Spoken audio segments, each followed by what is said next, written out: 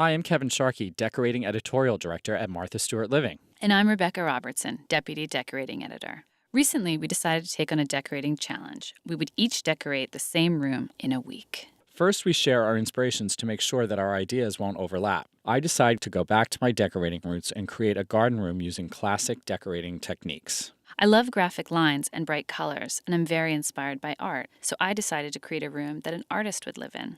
We agree to look for a sofa we can share, so we head to Mitchell Gold, where we find a sofa with clean lines and a neutral color. Then we each head off on our own for some power shopping. My first stop is Samuel & Sons. It's an amazing store with a vast selection of trims. I have swatch cards made so I can use them as reference tools, and then I'll return later to purchase the perfect trim.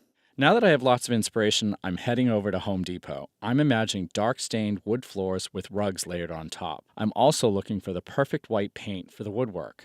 I make my last stop at Treage. It's my favorite garden antique emporium. I want to layer in the eccentric pieces, including those typically reserved for the garden. So I check in with my friend Howard Christian. You and I discovered this downstairs, which I love.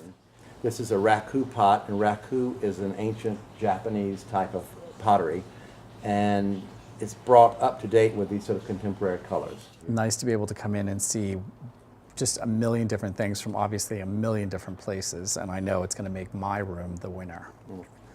I hope so.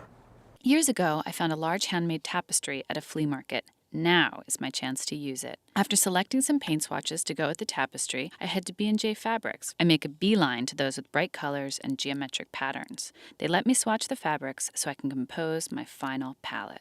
The next big decision is a rug. A rug can be the largest piece of pattern or color in a room. Madeline Weinrib is one of my favorite sources for cotton and wool rugs. For me, a room always has to have storage. My big idea is to find ready-made cabinets with built-in shelves that can be altered. I meet with Randy at IKEA for his help. The way that you've stacked these glass cabinets on top of each other really does give it that hutch feel. So it definitely feels more like a living room environment. When you put the glass in there, it really makes it look like a fantastic living room piece.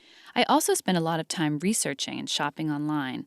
I find a site that sells unpainted Victorian gingerbread for porch balusters. In discussing this with Tom Eberharder, our master woodworker, we realized that I can attach these balusters to the wall. I find punched MDF radiator cover material, which I'll adhere to the glass doors of the cabinets for a custom look. I decide to get unfinished, ready-made bookcases, then work with Tom to make them look like they're custom-made millwork. We made a little pedestal for it called a plinth. That's this part right here. Right. The baseboard, this little section just to demonstrate. Right. It's going to wrap all the way around the room. For the walls, I am using gingham-checked grass-cloth wallpaper. And big surprise, the floral wallpaper is going on the ceiling. After days of planning, it's time for our rooms to come together.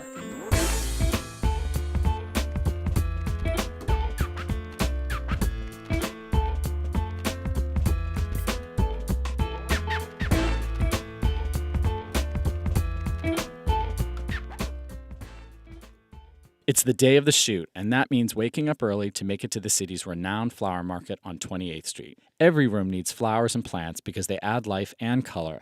I have one last-minute project to complete. I line baker's trays with a fabric I've already designed, a bold zigzag pattern, then top them with plexiglass so they're suitable for drinks. The shoot day is a huge success. We love our rooms, and they're full of great decorating ideas.